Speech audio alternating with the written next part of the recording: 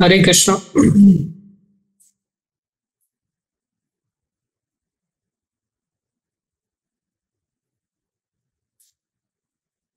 सभी भक्तों का हार्दिक अभिनंदन है, स्वागत है। गुरु वैष्णव की दया से जो कुछ कहें कृपा करके हम सोच ली।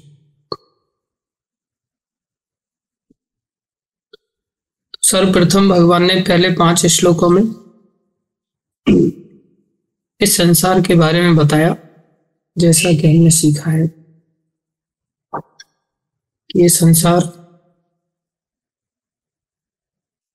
केवल और केवल भ्रम है। इस संसार में वास्तविक सुख की प्राप्ति नहीं हो सकती। इस संसार में जो कुछ भी सुख की प्राप्ति है वो केवल हमारे मानसिक सुख की प्राप्ति है। वास्तविक सुख देने वाली यहाँ कोई ऐसी वस्तु नहीं है जो हमको सुख दे। यहाँ तो जितनी मात्रा में दुख की अनुभूति है उसी के रेस्पेक्ट में हम सुख का अनुभव करते हैं। जैसे हम कल बता रहे थे कि किस प्रकार से एक व्यक्ति जिसको कि प्यास नहीं है उसको अगर पानी का बोतल दिया जाए तो वो पानी के अंदर सुख की अनुभूति नहीं करेगा। दूसरा व्यक्ति जो राजस्थान में पानी का प्यासा है वो एक एक बूंद में सुख की अनुभूति करेगा। क्यों? क्योंकि वो उस दुख से गुजर रहा है, प्यास के दुख का अनुभूति है उसको। तो यहां संसार में दुख है तो सुख का अनुभव। जैसे कोई व्यक्ति कहे कि भाई एसी में तो बड़ा सुख है, लेकिन एसी में उस व्यक्ति के लिए सुख है जो गर्मी से तड़फ रहा है, जो गर्मी से परेशान है। वो एसी में जाते आहा ठंडक का अनुभव करें। और जो ऑलरेडी -20 डिग्री सेल्सियस के देश हैं वहां पर कोई व्यक्ति जाकर कर एसी लगा करके एसी चालू कर दे, उसको कैसा अनुभव होगा? बोले पहले से मरे जा रहे, ऊपर से तुम एसी और चालू करते रहे। इसी प्रकार वहां पर उन लोगों को कैसे शांति मिलती है? तो गीजर चला दो, हीटर चला दो, उसमें उनको शांति का अनुभव होगा। तो दुख के सापेक्ष में सुख की अनुभूति है, लेकिन हम लोग इतना कोई थॉटफुल हो नहीं पाता, कोई विचार कर नहीं पाता। हमारे आचार्य लोग इन सिद्धांतों को खोज खोज करके निकाल करके देते हैं। क्या कोई व्यक्ति ऐसे सुख को पाना चाहेगा जो दुख के कारण हो? जैसे कोई व्यक्ति मान लो कोई फैक्ट्री चालू किया किसी ने और उस फैक्ट्री में 1 साल उसको 5 लाख का मुनाफा हो गया और फिर वो सोच रहा कुछ आनंद नहीं आ रहा है। बोले आनंद कब आएगा? जब उसको 10 लाख रुपए का लॉस हो जाएगा। कैसे लॉस होगा? बोले दूसरे साल उसने क्या किया, आग लगा दिया फैक्ट्री में अपने हाथ से। और जब फैक्ट्री में आग लग गई, 10 लाख रुपए का लॉस हो गया, अब अगले साल 5 लाख रुपए का फायदे का सुख उसे अनुभव में आएगा। क्या कोई ऐसा सुख पाना चाहेगा, ऐसा फायदा पाना चाहेगा? तो ये सुख है कहाँ फिर? जो दुख के कंपैरिजन में सुख का अगर फीलिंग है तो वो सुख कहाँ कहलाएगा? कोई व्यक्ति सुख तो उसको मानेगा कि भाई हर साल मेरा इस बार 5 लाख रुपए का फायदा हुआ था, अगले साल 10 लाख रुपए का फायदा होना चाहिए, उससे अगले साल 15 लाख रुपए का फायदा होना चाहिए। इस प्रकार से फायदा बढ़ता चला जाए, उसे सुख कहते हैं। उसमें यह नहीं सोचेगा हर साल तो फायदा हो ही रहा है, मैं बोले ऊब गया हूँ, बोर हो गया हूँ, इस बार इतना नुकसान हो जाए कि मेरे को फीलिंग आ जाए कि सुख किसको कहते हैं, तो पूरी फैक्ट्री को ही राख कर देता हूँ मैं जला कर। ऐसा कोई नहीं सोचता। पूरा जीवन फायदा क्या, पीढ़ियों तक वो चाहेगा कि मेरी कंपनी में से सिर्फ फायदा ही हो। उसे सुख का अनुभव कहा जा सकता है। दुख के रेस्पेक्ट में अगर सुख की कल्पना है तो वो सुख सुख नहीं है, केवल और केवल भ्रम है। भगवान के धाम में कैसा सुख मिलता है? बोले भगवान के धाम में आनंदम अम्बुधि वर्धनम प्रतिपदम पूर्ण अमृत आस्वादनम। ये भगवान के धाम का सुख है, जहां आनंद के समुद्र की वृद्धि होती रहती। इसलिए संसार में सुख नाम की कोई ऐसी चीज है ही नहीं, वास्तव में देखा जाए तो। भगवान ने संसार के बारे में वर्णन किया, और संसार के बारे में वर्णन करने के पश्चात भगवान यहाँ कह रहे हैं कि भाई अमूढ़ हो जाओ, तुम कब तक अज्ञानता के कारण इस सुख के अंदर भ्रमित होकर के पड़े रहोगे। आज हम सुबह भागवत की क्लास में भी बता रहे थे कि किस प्रकार से कुछ लोग फ्लाइट पकड़ते हैं बॉम्बे से दिल्ली जाने के लिए, और जब बॉम्बे से दिल्ली जाने के लिए फ्लाइट पकड़ते हैं, दिल्ली वासी हैं वो, दिल्ली में जाकर के अपने घर वापस जाना चाहते हैं, लेकिन अचानक से जब प्लेन लैंड होने वाला है,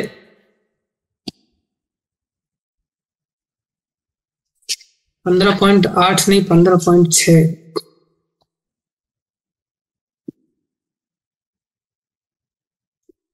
जिसमें भगवान घोषणा कर रहे हैं, न तद भाषयते सूर्यो न शशांको न पावकः यद गत्वा न निवर्तन्ते तद्धाम परमं मम। भगवान हम सबके पिता हैं, ममे वंशो। भगवान बहुत सारी जगह पर इस बात की घोषणा की है, अहम सर्वस्य प्रभु मत सर्वम प्रवर्तते, सब कुछ मेरे से आता है।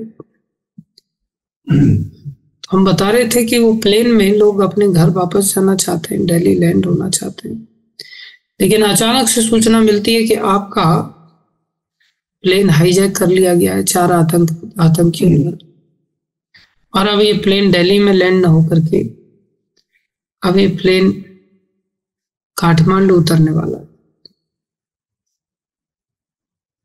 तो सारे लोगों की हालत क्या होगी? सब लोग घबराने लग गए, लेकिन एक व्यक्ति था, होगा मेरे जैसे ही कोई मूर्ख व्यक्ति, वो प्रसन्न हो रहा है। तो सारे लोग पूछने लग गए, भाई तू क्यों खुश हो रहा है? तो बोलने लगा मेरे जैसा व्यक्ति कि भाई फुकट में काठमांडू देखने को मिल रहा है, तो खुशी की बात है या दुखी की बात है? काठमांडू के बाद पता चला काठमांडू भी नहीं उतर रहा है। बोले प्लेन कहाँ लैंड होने वाला है? बोले प्लेन अब दुबई जाने वाला है। तो और लोग परेशान हो गए, इतना दूर जाएंगे। लेकिन वो मेरे जैसा व्यक्ति फिर प्रसन्न है। बोले अब क्यों प्रसन्न हो तुम? काठमांडू तो देख नहीं पाए, लैंड तो हुआ नहीं, खाली हवाई खुशी मिल रही थी तुम। बोले अब दुबई देखने को मिलेगा, दुबई घूम के आने को मिलेगा। वो अंदर ही अंदर बड़ा खुश हो रहा है। फिर पता चला दुबई में भी लैंड नहीं हुआ, केवल मानसिक खुशी थी। हम सबके साथ ऐसा ही होता है। हम सब जिन प्लेन्स में बैठे ना, हम सोचते 10वीं पास करने को मिलेगी, 10वीं का रिजल्ट आ जाएगा, बोर्ड में मैं पास हो जाऊंगा, ऐसा हो जाएगा, खुशी मिलेगी। रिजल्ट तो आ जाता है, लेकिन एक क्षण की खुशी के पश्चात फिर खुशी मिलती नहीं। वो खुशी कहीं दूसरी जगह चली जाती है। पता चलता है वो 12th स्टैंडर्ड में चली गई, 12वीं पास होगी तब खुश होंगे। तो प्लेन लैंड तो हुआ ही नहीं, केवल ऊपर ऊपर से आदमी मन ही मन सोच रहा है खुशी मिलेगी। पता चला दुबई में भी लैंड नहीं हुआ। अब अनाउंसमेंट हो रहा है कि ये पाकिस्तान में कराची में उतरने वाला है। आदमी सोच रहा है बिना वीजा के ही कराची में घुसने को मिल रहा है, इससे बढ़िया बात क्या है? कराची देखे, पता चला कराची में भी नहीं उतर रहा है। फिर भी मेरे जैसा व्यक्ति बड़ा प्रसन्न है। बोले अब कहाँ उतर रहा है? बोले अब तालिबान के देश में, अफगानिस्तान में जा रहा है। तालिबानी बड़े खतरनाक होते हैं, सब लोगों की और हालत खराब, लेकिन वो व्यक्ति फिर भी प्रसन्न है। बोले अब क्या है? बोले कंधार देखने को। लेकिन हुआ क्या? उस व्यक्ति को जो जो बहुत ज्यादा कूद रहा था, बहुत ज्यादा प्रसन्न था, बहुत ज्यादा हंस रहा था, उसी को आतंकियों ने उड़ा करके प्लेन से बाहर फेंक दिया, गवर्नमेंट को दिखाने के लिए कि देखो आप हमारी शर्तों को नहीं मान रहे हो, तो हम इस प्रकार से एक एक व्यक्ति को मार मार के बाहर फेंक देंगे। तो पहले किसको फेंका? जो कूद रहा था, जो बड़ा प्रसन्न था। तो संसार में माया देवी हमें इसी प्रकार से दंडित करती है। किन लोगों को? जो लोग अपने घर की चिंता न करके संसार को घूमना चाहते हैं, संसार को देखना चाहते हैं। हम सबका असली घर कौन सा है? हम सबका अपना घर भगवान का धाम है, लेकिन भगवान के धाम के बारे में हमें कोई चिंता ही नहीं है। हम संसार में रमण करना चाहते हैं, हम संसार में घूमना फिरना चाहते हैं। हम सोचते हैं फोकट में घूमने को मिल रहा है, भगवान घुमा रहे हैं भगवान की माया शक्ति से। ये पता नहीं कि माया ने हाईजैक कर लिया है। हम भगवान के धाम को जाना नहीं चाहते, अपने घर में जाना नहीं चाहते। कोई प्रश्न करे भगवान के धाम में जाना इतना कठिन क्यों है? बहुत गंभीर बात है, सब लोग इसको बहुत फोकस होकर के ध्यान से सुनो। कोई प्रश्न करे भगवान के धाम में जाने के लिए इतनी कठिनाई क्यों? अरे हम सब थोड़ा सा ठंडे दिमाग से विचार करें। हमारे बच्चों को अगर मान लो हम माता पिता हैं, बहुत सारे माता पिता के रूप में आप लोग कथा सुन रहे हैं, कुछ लोग माता पिता भी नहीं बन पाए हैं, बच्चे की तरह हैं। दोनों ही अनुभूति कर सकते हैं, बच्चा भी अनुभूति कर सकता है, माता पिता भी अनुभूति कर सकते हैं। क्या माता पिता को अपने बच्चों को अपने पास में रखने के लिए किसी टेस्ट को क्वालिफाई करवाने की जरूरत है कि मेरा बच्चा है और इसको मेरे साथ में रहना है, तो इसको ये टेस्ट क्वालिफाई करना पड़ेगा, तब जाकर के मेरे पास आएगा, तब मैं इसे अपने घर में रखूंगा, और नहीं तो मैं इसको रखूंगा नहीं। मान लो बच्चा काला है तो माँ बाप उसे निकाल के बाहर कर देंगे क्या? बच्चा अगर मोटा है तो माँ बाप बाहर निकाल दो, तो बहुत मोटू हो गया है तो रहने लायक नहीं घर में, चल निकल बाहर, निकाल के बाहर कर देंगे क्या? नहीं। किसी की नाक नकटी जैसी है, बिल्कुल नाक ऊंची है ही नहीं, अरे तो नकटी नाक का सुपर्ण खा का वंशज है, चल तो निकल बाहर यहाँ से, उसको बाहर कर देंगे क्या माँ बाप? नहीं। किसी की नेपाली टाइप की आंखें हैं, चाइनीज टाइप की आंखें, तो कहाँ से आ गया? तेरी आंखें कैसी कंजी कंजी आंखें हैं, चल निकल बाहर, निकाल के बाहर करेंगे क्या उसको? कोई पढ़ा लिखा है उसको रख लेंगे, जो अनपढ़ है उसे निकाल के बाहर कर देंगे, निकाल के बाहर करेंगे क्या? नहीं। माँ बाप किसी भी बच्चे को निकाल करके बाहर नहीं करना चाहिए। बच्चे को घर में रहने के लिए कौन सी क्वालिफिकेशन, कौन सा फॉर्म फिलअप करना पड़ेगा कि भाई ये आपने फॉर्म नहीं फिलअप किया, आपको घर में कैसे अलाउ किया जाए? दिखाओ, आप आईडी कार्ड दिखाओ, आप अपना वीजा कार्ड दिखाओ, आप अपना एजुकेशनल सर्टिफिकेट दिखाओ, आपने नहाया है कि नहीं नहाया है, बिना नहाए धोए को हम अंदर नहीं घर में रखेंगे, चलो बाहर निकलो। ऐसा कोई करेगा? अरे जो किसी काम का नहीं है, मैंने ऐसे ऐसे बच्चों को देखा है कि जिनको पैरालिसिस हो गया। हम छोटे से थे, हम एक घर में गए, मेरा दोस्त रहता था पास में ही, तो मैं उसके घर में गया, क्योंकि हम 5वीं कक्षा में एग्जाम देने के लिए जा रहे थे। उस समय 5वीं कक्षा के एग्जाम भी बोर्ड के एग्जाम होते थे, और उसका भी सेंटर दूसरी जगह पड़ता था। स्कूल में अपने वाले नहीं होते थे, दूसरे स्कूल में जाना पड़ता था, दूसरे जगह। हाँ, तो साइकिल से हम दूसरी जगह गए थे एग्जाम देने के लिए। तो सुबह सुबह ही दही वगैरह कुछ खाने को तो मिलता नहीं था घर से, तो दही गुड़ वगैरह खा करके निकल जाते थे। मैं अपने घर से फिर, अब जब दूसरी जगह पढ़ता था तो कौतूहल होता था, तो दोस्तों के घर जा जा करके एक दूसरा ग्रुप बना करके जाते थे। तो मैं अपने दोस्त के यहाँ गया, तो मैंने उसको बोला चल भाई चल। तो जैसे ही मैं घुसा तो मक्खियां ही मक्खियां भिन भिना रही थी घर में घुसते ही, बाहर के पोर्शन में। मैंने देखा इतनी सारी मक्खियां कैसे, तो पता चला एक लड़का पड़ा हुआ है वहां पर चारपाई पर, उसके बेचारे की पीठ पूरी की पूरी चारपाई पे ऐसे करवट से पड़ा हुआ है, पीठ पूरी ऐसे कुब जैसा निकल गया उसका। और उसका मुंह फाड़ करके पड़ा है और मक्खियों को भिनभिना करके ऐसे लार टपक रही है उसके मुंह से, और पूरा गंदा एकदम सब चीजें पड़ी हुई है। कोई उसके पास भी खड़े रहने के लिए तैयार नहीं था। मैं अंदर उस जो मेरा दोस्त था उसका बड़ा भाई था, वो उसकी माँ निकल करके आती है और थोड़ा सा दलिया जैसा डाल करके, छाछ डाल करके चम्मच से उस बच्चे को खिलाती है, मक्खियों को उड़ा उड़ा करके उससे उस बच्चे को भोजन करा। तो ऐसी स्थिति, ऐसी दयनीय स्थिति है, ऐसी गंदी स्थिति है, कोई उसके पास नहीं फटक रहा है, फिर भी माँ का प्यार है। और मैंने देखा कोई सेवा नहीं कर रहा उसको, लेकिन माँ छोड़ने के लिए तैयार नहीं। माँ फिर भी उसको दलिया खिला रही। मैंने फिर पूछा, पहली बार मैंने देखा, बोले ये क्या हो गया? बोले पैरालिसिस हो गया था बचपन में ही, अब मरा तो है नहीं। तब से फिर चारपाई पे पड़ा रहता है, पड़े पड़े पड़े पड़े बेचारी की पीठ बाहर निकल करके आ गई है और फिर शरीर ऐसा दयनीय स्थिति को प्राप्त हो गया है। वहीं मलमूत्र का त्याग करता है। जो कोई सेवा करता है, बोले और तो कोई कर नहीं पाता, केवल माँ ही सेवा करती। माँ का प्रेम, संसारी माँ का प्रेम, जबकि वास्तव में माँ का पूर्ण अंश नहीं है। अंश तो हम सभी भगवान श्री कृष्ण के हैं। तो श्री कृष्ण के अंदर कितना मातृत्व होगा? वो अपनी संतान को अपने पास रखने के लिए कितने लालायित होंगे?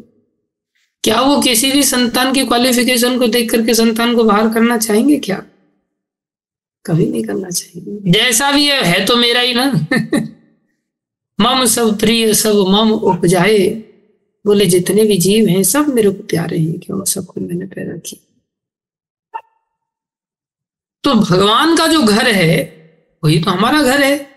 तो भगवान के घर में जाने के लिए हमें कोई एजुकेशनल क्वालिफिकेशन या कोई बॉडीली क्वालिफिकेशन या लंगड़ा लुगड़ा व्यक्ति नहीं जा सकता। कुछ ऐसा कोई क्वालिफिकेशन की जरूरत है क्या? कोई फॉर्म फिलअप करने की जरूरत है? देखा जाए तो किसी भी क्वालिफिकेशन की जरूरत है। एक ही मात्र क्वालिफिकेशन की जरूरत है कि हम उन पिता को पिता तो माने,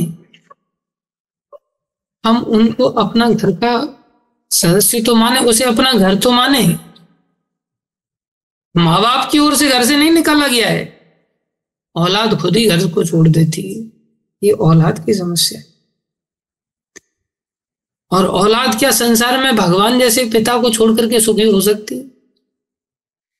जो षड ऐश्वर्य से परिपूर्ण है, जिनके पास धन की कोई कमी नहीं, जिनके पास सौंदर्य की कमी नहीं, जिनके पास यश की कमी नहीं, जिनके पास वैराग्य की कमी नहीं, जिनके पास ज्ञान की कमी नहीं, जिनके पास सामर्थ्य शक्ति की कमी नहीं, ऐसे षड ऐश्वर्यशाली पिता को छोड़ करके कोई व्यक्ति संसार में क्या सुख का अनुभव कर सकता है?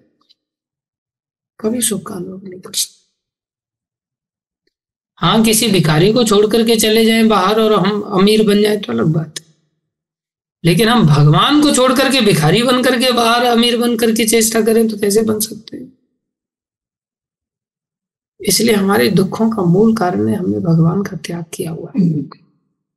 हम भगवान के उस धाम में नहीं जाते जहां न तद भाषयते, तो हमारा घर है, लेकिन हम उस घर को भूल करके वहां लैंड होने के बजाय हम संसार में अलग अलग तफरी लेना चाहते हैं। सोचते हैं दुबई देखने को मिलेगा, सोचते हैं कंधार देखने को मिलेगा।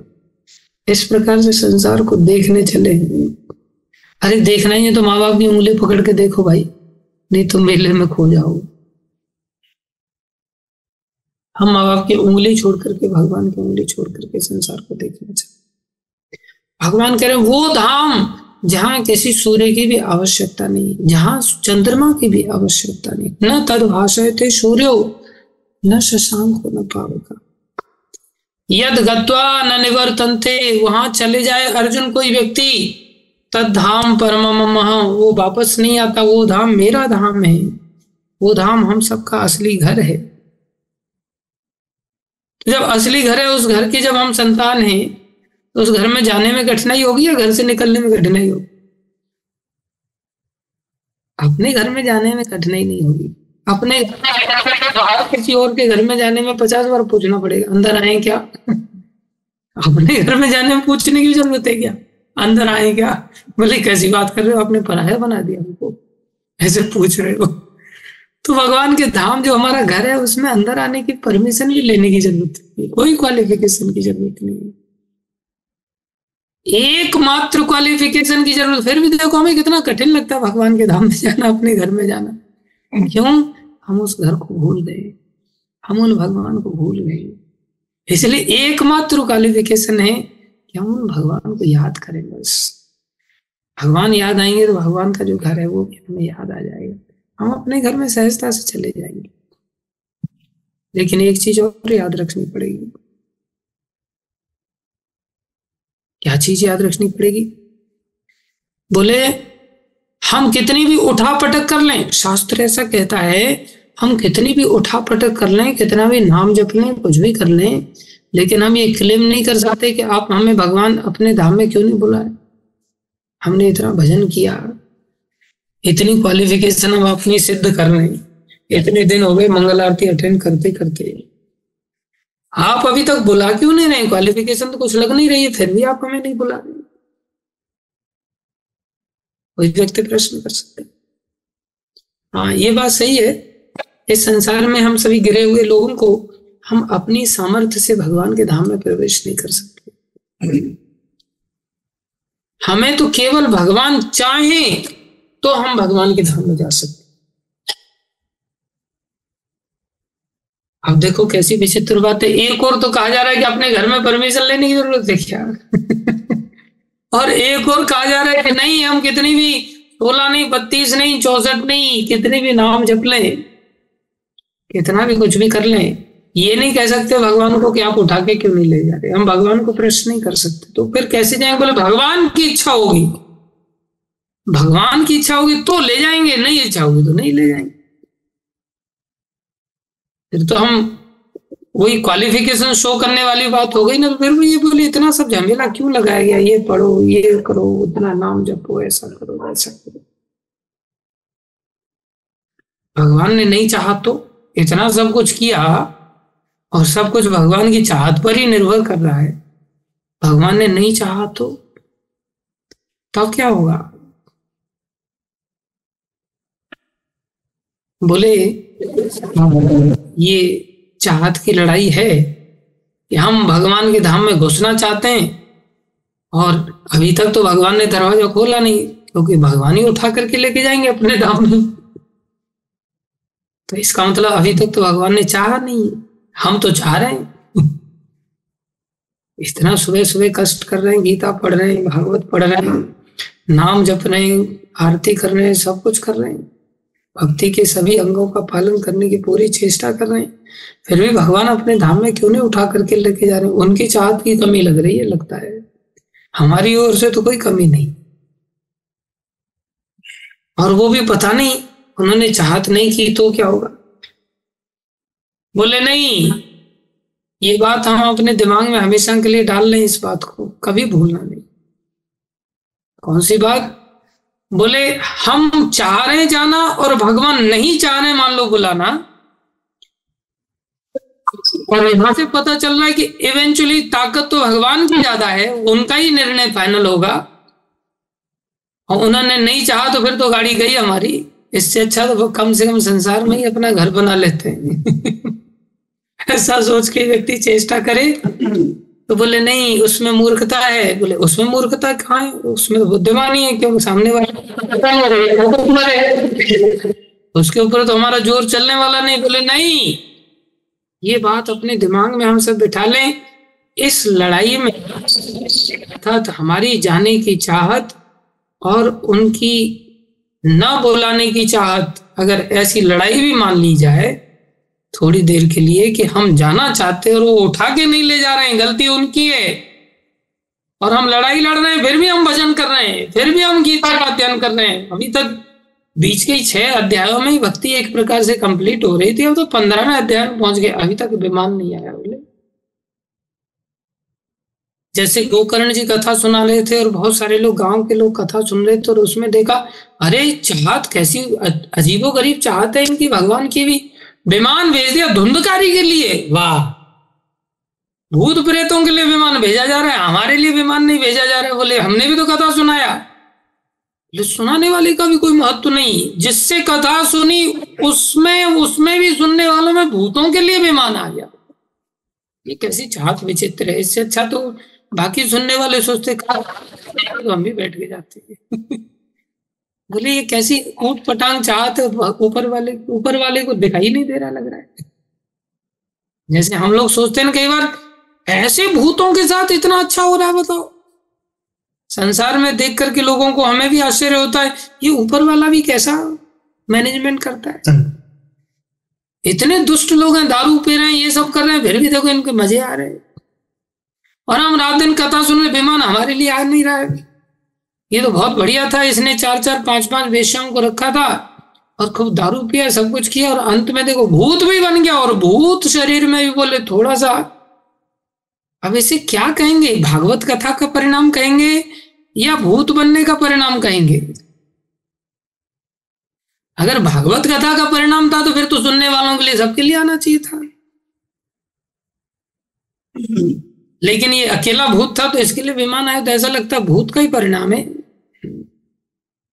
ऐसा लगता भूत बन करके हम चले जाएंगे, विमान आ जाएगा हमारे लिए।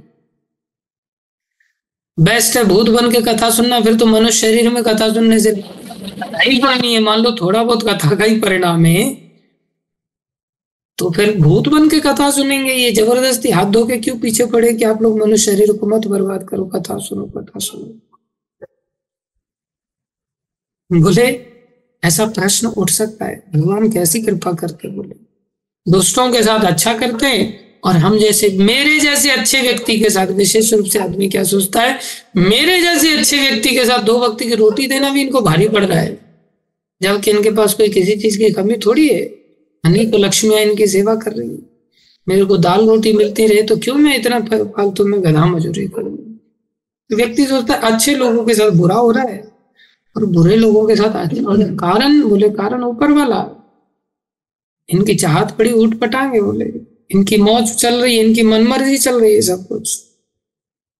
ये सिस्टम ठीक नहीं है, मैं जाऊंगा ऊपर तब मैं सिस्टम सुधार दूंगा। बोले व्यक्ति कई बार कहां तक सोचने लग जाता है, कुछ भी सोचने लग जाता है। बोले मैं कब से जद्दोजहद कर रहा हूं, मैं कब से खुद तैयार हूं जाने के लिए। मैंने तो कोई वेश्यागमन नहीं किया, मैंने तो कोई मदिरा पान नहीं किया, मैंने तो कुछ ऐसा कार्य नहीं किया, माता पिता को घर से बाहर नहीं निकाला जैसा धुंधकारी ने निकाल दिया था। मैं तो बचपन से ही कथा सुन रहा हूं, इतनी कथा सुन लिया। बोले हर साल भागवत कथा करवाता भी हूं, उल्टा ना केवल सुनता हूं करवाता भी हूं, और करवाना भी दूर की बात है, मैं खुद भी कथा करता हूं। बाबा कितना महान हूं मैं, मेरी चाहत तो देखो धाम में जाने की, और ऊपर वाला ही मेरी चाहत में बाधा दे रहे कर रहे।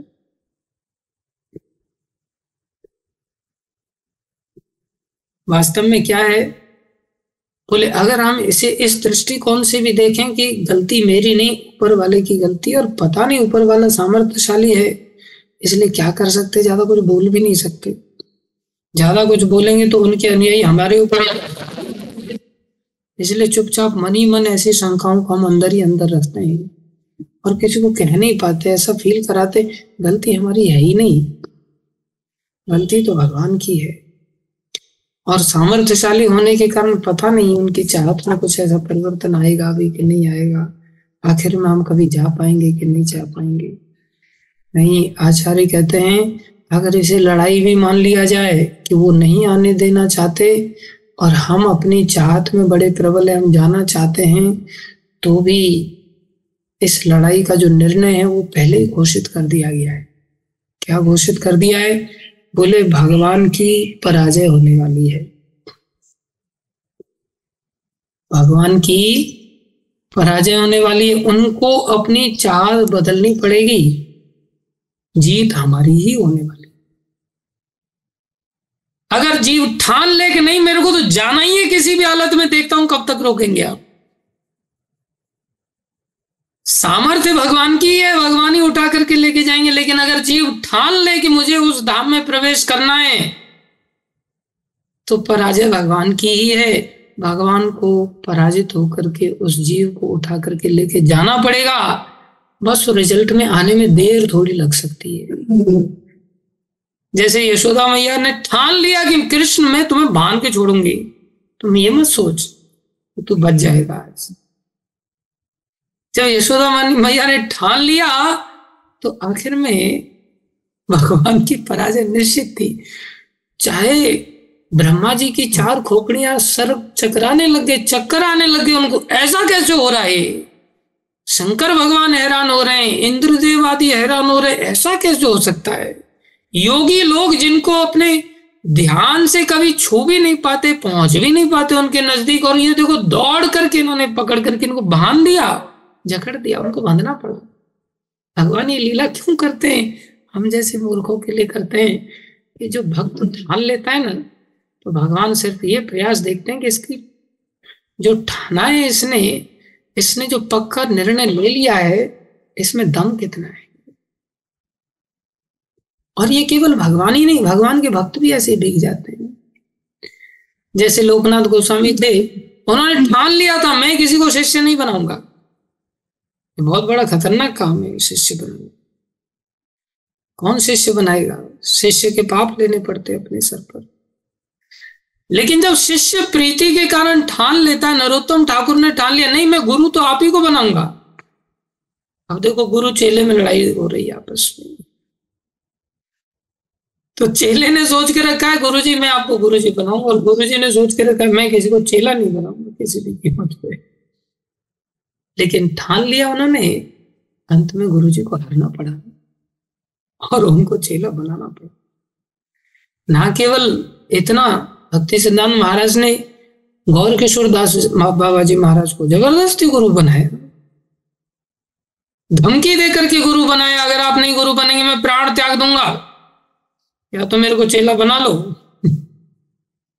देखो झुकना किसको पड़ता है, जबकि झुकना किसको चाहिए? शिष्य को झुकना चाहिए। शिष्य के गुरु प्रतिनिधि है भगवान का प्रतिनिधि है, तो जीत किसकी होनी चाहिए? जीत तो भगवान की होनी चाहिए, गुरु की होनी चाहिए। लेकिन यही एक विषय ऐसा है जो ये दर्शाता है कि भगवान हमसे कितना प्रेम करते हैं, और भगवान ही नहीं, भगवान के भक्त भी हमसे कितना प्रेम करते हैं, जिसमें कि जीव अगर ठान ले तो झुकना पड़ेगा। भगवान जैसे सामर्थ्यशाली व्यक्तित्व को भी झुकना पड़ेगा। और संसार में अगर कोई ठान लेना कि आपको मैं पत्नी बना के ही रहूंगा, और पत्नी सोचे मैं आपको तलाक दे के ही रहूंगी, तो इसमें पत्नी की विजय हो जाती है, वो तलाक दे के ही चली जाती। पति सामर्थ्यशाली है, पत्नी भी कम नहीं, ठाने हुए व्यक्ति की बात नहीं चलेगी वहां पर। तो संसार में प्रीति नहीं, बड़ा व्यक्ति यहां पर जीत जाता है संसार में, छोटा व्यक्ति पराजित होता है। लेकिन भगवान के धाम में विनम्रता के कारण, प्रीति के कारण, बड़े होते हुए भी भगवान पराजय स्वीकार कर लेते हैं। समस्या हमारे ठानने में ही कमी है। गोकर्ण जी ने ठान लिया, विमान इनके लिए आया, हमारे लिए क्यों नहीं आया? प्रश्न कर दिया उन्होंने। बोले तुम्हारा थोड़ा सा प्रयास कमजोर था, आप लोग सुन तो रहे थे, लेकिन जो भूत बन करके वो सुन रहा था, जितना ईमानदारी के साथ चिंतन कर रहे थे, सुनने के पश्चात आप लोग उतना चिंतन नहीं कर पाए। बोले फिर से सुनाओ, फिर से कथा सुनाई गई, फिर से कथा सुनाई तो सबका उल्टा हुआ, सबके लिए विमान आया, सब बैठ गए। लेकिन गोकर्ण जी के लिए विमान नहीं आया जो कथा सुना रहे थे, लेकिन उन्होंने भी अद्भुत कथा सुनाया। ऐसा प्रभाव जिस कथा का कि सबके लिए विमान आ जाए, तो उनका क्या कमी रह गया भैया? बोले उनकी ये कमी रह गई कि वो विमान के योग्य ही नहीं थे। बोले किसके योग्य थे विमान की योग्य नहीं? बोले भगवान स्वयं आए और स्वयं आकर के उन्होंने खुद गले लगाया, विमान नहीं भेजा कि जाओ भाई लेकर के आ। स्वयं भगवान आए, और भगवान स्वयं आए ही नहीं, उनको विमान में भी सीट पर नहीं बिठाया। भगवान आए तो ऐसे थोड़ी चले जाएंगे, सीट पर नहीं बिठाया विमान में, भगवान ने उनको अपनी गोद में बिठाया और लाड लड़ाते हुए भगवान अपने धाम को ले गए। देखो ये भगवान का धाम है जो कि दिव्यता से भरा हुआ है। उस धाम को ही हमारा घर हमें समझना होगा, लेकिन हम संसार में उस घर को अपना घर नहीं मान सकते। जब ऐसा भगवान से अर्जुन ने सुना तो मन में प्रश्न उठा कि फिर संसार के लोग जाते क्यों नहीं बोले आपके धाम में वापस? ऐसा दिव्य धाम वहां क्यों नहीं जाते? भगवान बोले यही तो मेरा भी प्रश्न है कि क्यों नहीं जाते। जैसा तुम सोच रहे हो कि ये सब जीवों को क्या हो गया, इन मूर्खों को क्या हो गया है, इतना दिव्य धाम जो सूर्य चंद्र की भी आवश्यकता नहीं तो बाकी किसी चीज की क्या आवश्यकता? विचार करो। बोले ऐसे धाम को छोड़ करके संसार में व्यक्ति तफरी लेने के लिए जा रहा है, उसको घूमने की लत पड़ी है। वो सोच रहा है दुबई देख लेता हूँ, वो सोच रहा है काठमांडू देख लेता हूँ, फोकट में देखने को मिल रहा है। देखो इन मूर्ख लोग संसार में, जो कि दुख से भरा हुआ संसार है जहां सुख नाम की चीज है ही नहीं, मेरा धाम जो आनंदम अम्बुधिवर्धनम जो रियल वर्ल्ड है, जहां उल्टा पेड़ नहीं है, जहां सीधा पेड़ है, जहां वास्तव में फल लगे हुए हैं, वहां व्यक्ति क्यों नहीं जा रहा है?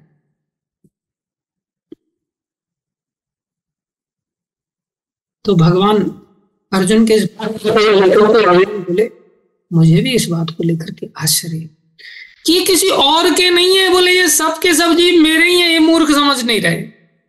साथ में श्लोक में भगवान ने ममे वंशो जीव लोके, ये जीवों से भरा हुआ जो लोक है, जीव लोके, जैसे मृत्यु लोक मतलब मृत्यु का लोक, ऐसे जीव लोके मतलब जीवों का भरा हुआ लोक।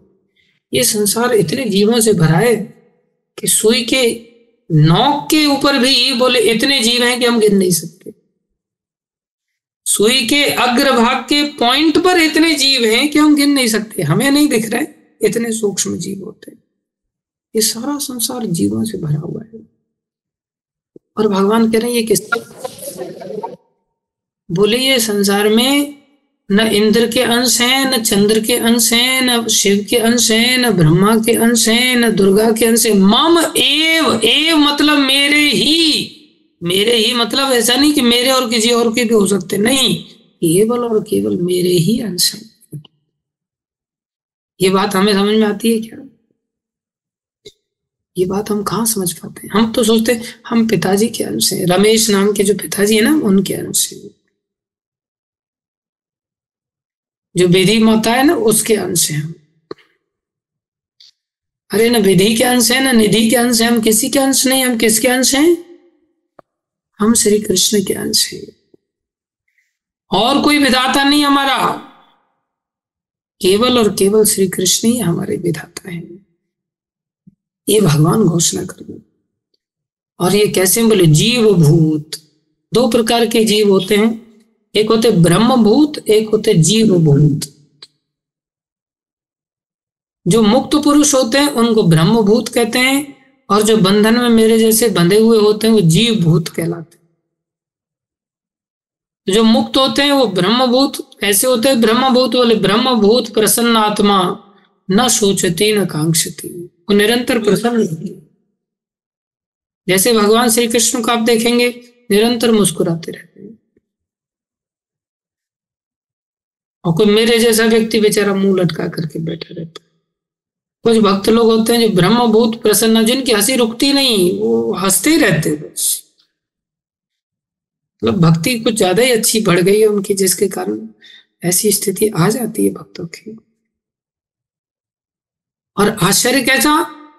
भगवान की वो मुस्कुराहट है कि अनंत गोप ग्वाल गोपियां भगवान की ओर जब देखते हैं तो भगवान को देख करके सबको ऐसा लगता है कि ये मेरे ऊपर ही हंस रहे हैं, ये मेरे को लेकर के प्रसन्न हो रहे हैं, भगवान मुस्कुरा। तो भगवान को देख करके वो भक्त भी मुस्कुराने लगता है, सबको ऐसा लगता है। इसमें कोई आश्चर्य नहीं करना चाहिए। हालांकि बड़ी अद्भुत बात है कि हर व्यक्ति को ऐसा लग रहा है, लाखों करोड़ों लोगों को। बोले हाँ, बोले इसमें कोई आश्चर्य की बात नहीं है। ये तो टेक्नोलॉजी में, जूम टेक्नोलॉजी से भी ये कार्य हो रहा है। अब जैसे हम सभी जूम पर जुड़े हुए हैं और मैं अगर हंसूंगा ना तो हर व्यक्ति को ऐसा लगेगा प्रभु जी मेरी ओर ही हंस रहे हैं, है कि नहीं? प्रभु जी लगता है मेरे को देख करके ही हंस रहे हैं, जबकि देख के किसी और को देख के हंस रहे होंगे, लेकिन हर व्यक्ति को ऐसा लगेगा देखो प्रभु जी मेरे को ही देख करके हंस रहे। जब जूम ऐसा कर सकता है तो भगवान क्या नहीं कर सकते? भगवान तो प्रत्यक्ष रूप से ऐसी अनुभूति करा रहे हैं, तो भगवान बोले मेरे साथ ही नाच रहे हैं, वो अनुभूति भगवान का। लेकिन ये मुक्त भक्तों को ऐसा अनुभूति होता है, इसलिए वो ब्रह्म और ब्रह्मभूत आत्मा में उनकी स्थिति प्रसन्नता के साथ भरी रहती है। ब्रह्मभूत प्रसन्न आत्मा न सोचती न कांक्षती, उनको कोई शौक ही नहीं है किसी चीज का और न कोई आकांक्षा है, क्योंकि वो पूर्ण हो गए एक प्रकार से। लेकिन कुछ मेरे जैसे जीव भूत हैं, सब तो ब्रह्मभूत होते नहीं। आप लोगों में से बहुत सारे ब्रह्मभूत हैं, जैसे अंशिका माताएं देखो कितनी प्रसन्न हो रही, ये ब्रह्मभूत है। जैसे सम्मान है, सम्मान भी प्रसन्न हो रहा है, ब्रह्मभूत है। कई सारे भक्त लोगों के चेहरे देखते ही पता चलता है हाँ ये सब ब्रह्मभूत लोग हैं। लेकिन कुछ हैं जिनके चेहरे लटके रहते हैं, जैसे हर्षल सिंघाने बेचारा, उसको टेंशन है कि पता नहीं क्या होगा मेरा, वो टेंशन में जीता। जैसे हमारे राजा राम प्रभु देखो, एक एक दांत गिन सकते हैं आप, इनको कहते हैं ब्रह्मभूत। गिरिराज जी में रह रहे मुक्त पुरुष हैं। हमारे रसराज प्रभु हैं, रसराज श्री कृष्ण है, उनका सेवक बनने के कारण देखो कितने प्रसन्न हैं। लेकिन कुछ लोग हैं जैसे शरद प्रभु, ये मेरे जैसी कैटेगरी में बेचारे जीव भूत हैं। अभी हंस रहे हैं, थोड़ा सा नाम लिया जा रहा है तब, बाकी जीव भूत है। और जैसे कपिल मुनि है, आप सोचें ये भी हंस रहा है तो ये भी ब्रह्मभूत है। ये ब्रह्मभूत नहीं है, ये राक्षस भूत है। राक्षस भी तो हंसते हैं ना, हा हा हा करके, वो एक राक्षस भूत की अवस्था, अलग अवस्था। लेकिन आप लोग ज्यादातर तो ब्रह्मभूत है, मुंह को छुपा रहे, कोई दांत न गिर ले मेरे राक्षस वाले। खैर, हम जो कहना चाह रहे हैं उसे सभी समझें अच्छी तरह से। भगवान कह रहे ये सब मेरे ही अंश हैं। हम लोगों के दिमाग में ये बात आती नहीं, कोई किसी का बन करके रहता है, कोई किसी का बन करके रहता है। गुरु महाराज इस बात को समझाते हैं, मन भूला भूला फिरे जगत में, कैसा नाता रे। हम सब भूले भूले भटक रहे संसार में, अलग अलग रिश्ते नाते। मात कहे ये पुत्र हमारा, बहन कहे ये वीर मेरा, भाई कहे ये भुजा हमारी, नारी कहे नर मेरा। और हमको भी ऐसा लगता है हाँ मैं पत्नी का ही हूं, हाँ मैं माँ का ही हूं, हाँ मैं भाई का ही हूं, हाँ मैं बहन का ही हूं। हम किसी के अंश नहीं। हमारा नाता मूलतः देखा जाए तो केवल और केवल श्री कृष्ण के साथ। और कई बार तो हम इनके न होकर के हम सोचते ये सब मेरे हैं। ये भी कैसी मूर्खता है, हम ही अंशी बन जाते हैं। हम सोचते हैं ये मेरी सृष्टि है, मैंने इनको पैदा किया है। भगवान के जैसे ही हम बनने की चेष्टा करते हैं।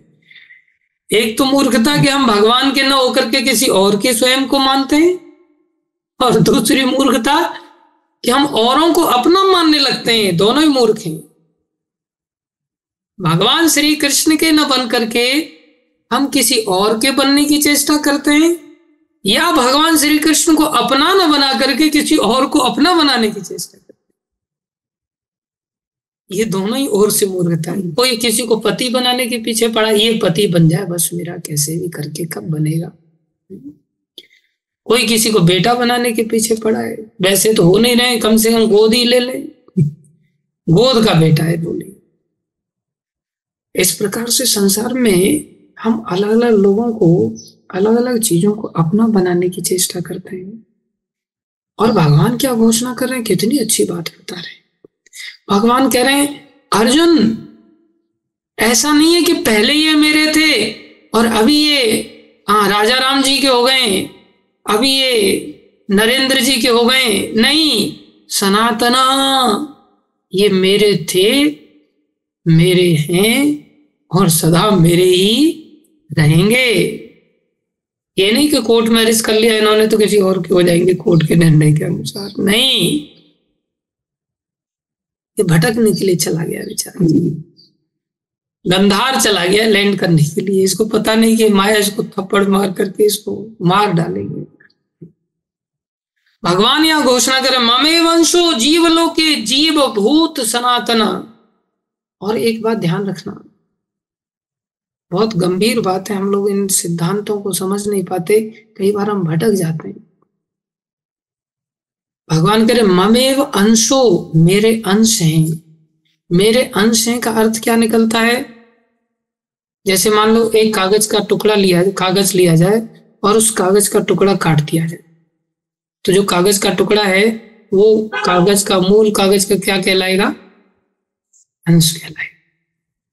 जैसे एक बाल्टी लिया जाए, बाल्टी में से पानी का एक लोटा निकाला जाए या एक गिलास निकाला जाए, तो गिलास निकाल करके क्या कहलाएगा? वो अंश कहलाएगा, पानी का अंश कहलाएगा।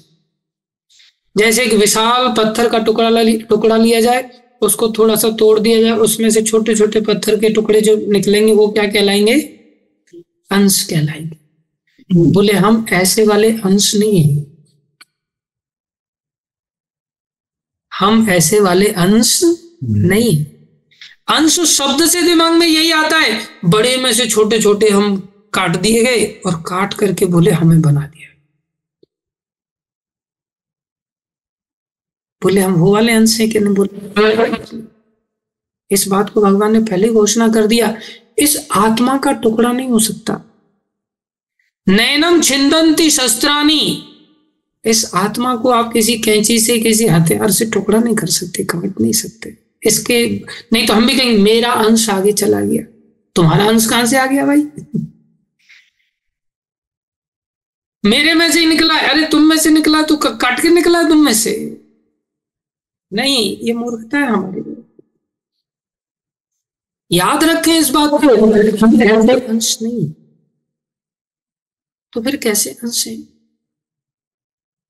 हम ऐसे अंश हैं कि जैसे कहा जाए कि सूर्य चंद्रमा का जो प्रकाश है और शुक्र ग्रह का जो प्रकाश है, बोले चंद्रमा का यदि 100% प्रकाश है तो शुक्र ग्रह का जो प्रकाश निकल रहा है, ये जो शुक्र ग्रह का प्रकाश है ये चंद्रमा के प्रकाश के कंपैरिजन में 1% है।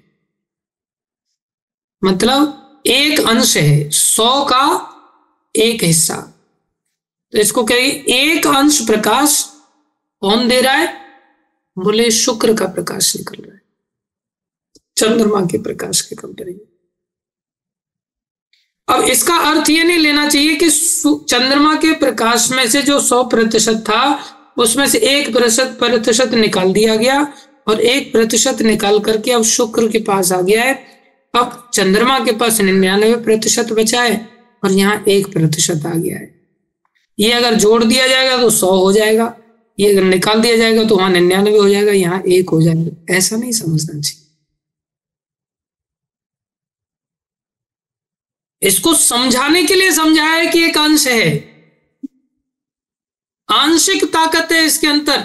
ऐसा नहीं है कि उसमें से इसको काट के निकाला गया है इसलिए उसमें कम हो गया, 1% कम हो गया है। ऐसे सोच करके आदमी सोचे कि भगवान पहले बहुत विशाल थे और उनको काट काट के अनंत जीवों में बना दिया गया, अनंत जीवों में बना करके उनका आकार ही खुद का खत्म हो गया, इसलिए वो निराकार हो गए और हम सब आकार वाले हो गए भगवान से आने के बाद। कैसी विचित्र बात। बहुत सारे लोग ऐसे सोचते हैं। और फिर क्या होगा? बोले हम ही भगवान बन जाएंगे, जैसे ही हम अब मर जाएंगे हमारी आत्मा उनमें विलीन हो जाएगी, हम भगवान बन जाएंगे। ऐसे कोई व्यक्ति भगवान नहीं बन सकते। तो बोले फिर हम अंश बने कब? बोले निकले ही नहीं भैया, कटे ही नहीं तो बनेंगे कैसे? जब हमें ही नहीं काटा जा सकता तो भगवान को कोई कैसे काट सकता है? इसलिए भगवान ने कहा सनातना, हम सब सनातन हैं, शाश्वत हैं। ऐसा कोई समय नहीं था जिस समय के भगवान राम नहीं थे, ऐसा कोई समय नहीं था जिस समय के भगवान नरसिंह नहीं थे। ऐसा नहीं था कि प्रहलाद जी के लिए भगवान खम्भे में से पहली बार प्रकट हुए, फला फला डेट पे प्रकट हुए, बोले उससे पहले तो नरसिंह थे ही नहीं।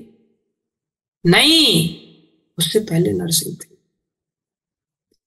तो भगवान शाश्वत रूप से रहते हैं। हमारे साथ ऐसी स्थिति नहीं थी, हम थोड़े समय पहले पैदा हुए और थोड़े समय बाद मर जाएंगे। समझ आया अदिति माता? अनम्यूट करो अपने आप को। हरे कृष्णा प्रभु जी। भगवान शाश्वत रूप से थे और हम पैदा होते हैं और मर, ठीक है? हाँ, यही तो बीमारी है। हमने फिर क्या समझा? अरे हमारे बारे में भी यहां घोषणा हो रही, हम भी सनातन थे, हैं और रहेंगे। हमारे बारे में बता रहे हैं इस श्लोक में भगवान। बोले हाँ प्रभु जी समझ गए। क्या समझे? कुछ नहीं समझे। ऐसा कोई समय नहीं था जब भगवान श्री कृष्ण थे, नहीं थे और बाद में थे, ऐसा कभी नहीं होता। जैसे भगवान की सत्ता सनातन है, वो सदा थे, हैं और रहेंगे, हम भी सदा थे, हैं और रहेंगे। हम भगवान में से, जैसे हम कई बार सोचते हैं ना, मन में सबसे पहले दिमाग में यही आता है, अच्छा भगवान ने हमें पैदा किया, हम अंश है ना, भगवान से आए। तो जैसे ही दिमाग में आता ना भगवान से आए, तो डेट आ जाती है दिमाग में, कभी तो आए होंगे, कभी तो आए होंगे, कभी तो निकले होंगे। बोले नहीं, हम सब काल के अधीन हैं, तो हमें समझाने के लिए ये बात बोली जाती है कि हम कभी आए भगवान से। वास्तव में ऐसा कोई समय नहीं होता भगवान की तरह कि भगवान जैसे नहीं थे, ऐसे कोई समय नहीं रहा जीवन में, अनंत काल में, कि जब हम नहीं थे। जैसे भगवान सदा थे, हैं और रहते आए हैं, रहेंगे, इसी प्रकार हम भी थे, हैं और रहेंगे। शाश्वत सत्ता है हमारी, लेकिन शाश्वत सत्ता होते हुए हम के साथ मना षष्ठानी इंद्रियानी प्रकृति स्थानी कर्षति, हम प्रकृति के साथ संघर्ष कर रहे हैं। जो मन में, संघर्ष किसको कहते हैं? जो मन में आ रहा है वो कर नहीं पा रहे। मन में आ रहा है उड़ू में, अब अचानक से उड़ के जाओ, लेकिन उड़ पा रहे हैं क्या? नहीं। मन में आ रहा है छलांग लगा करके समुद्र में नीचे जाके देख के आओ, कर पा रहे हैं क्या? नहीं कर पा रहे। मन में आ रहा है, जैसे मैं सुबह में थोड़ा सा ऐसे ही एक्सरसाइज कर रहा था, तो मैंने देखा यहाँ देहरादून में पहाड़ है, छत से दिखाई दे रहा था, तो मन में आया इस पहाड़ को कब उठाऊंगा मैं,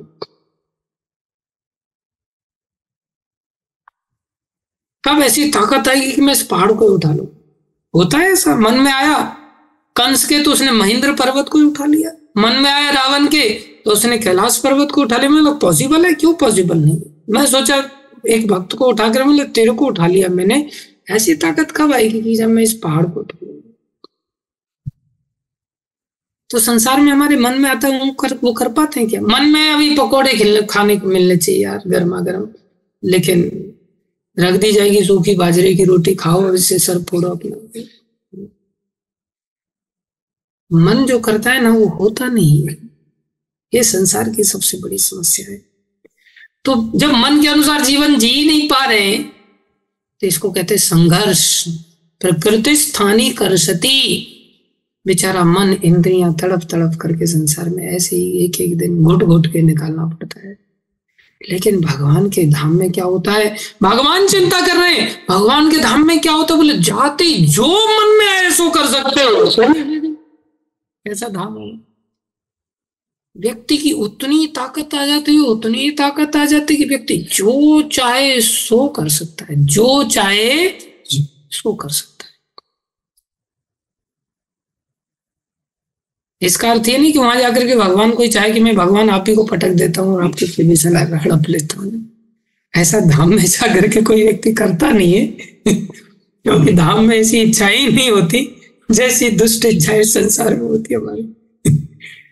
धाम में ऐसी कोई इच्छा नहीं व्यक्ति करता। धाम में तो हर बात को लेकर के एक इच्छा होती है, प्रभु मैं आपकी सेवा कैसे करूं, कैसे करूं, कैसे, बस। और फिर जो मन में आता है उसके भगवान वो पूरा करते हैं। मान लो व्यक्ति के मन में आ गया मुझे मेढक बनना है और मैं भगवान को मेढक बन करके खुश करना चाहता हूं, तो मैं वहां मेढक बन जाऊंगा। तो हमारे मन में जो आता है भगवान वो पूरा करने के लिए तत्पर है। भगवान कह रहे देखो इन संसार के जीवों को कैसे धूर्त हैं, ये संसार में पड़े हुए हैं, ये संसार को संघर्ष के साथ यहाँ पर जीने के लिए बाध्य हैं, मेरे धाम में वापस के नहीं आते। फिर भगवान कह रहे हैं यहाँ पर आगे 8, 9, 10, 11वें श्लोक तक भगवान कह रहे हैं इस संसार में जीव अपनी देहात्म बुद्धि को एक शरीर से दूसरे शरीर में उसी तरह ले जाता है जिस तरह वायु सुगंधी को ले जाता है। इस प्रकार वो एक शरीर धारण करता है और फिर इसे त्याग कर दूसरा शरीर धारण करता है। बार बार जन्म मरण के चक्कर में उसको गिरना पड़ता है। वास्तव में तो हम मरते नहीं है, लेकिन हमारा शरीरों का परिवर्तन ये जन्म मृत्यु कहलाता है। यह हमें संसार में अनेकों कष्ट झेलने पड़ते हैं। आगे के श्लोकों में भगवान जो कहना चाहते हैं उसे हम कल बताएंगे। धन्यवाद सभी का धैर्य पूर्वक श्रवण करने के लिए। हरे कृष्ण।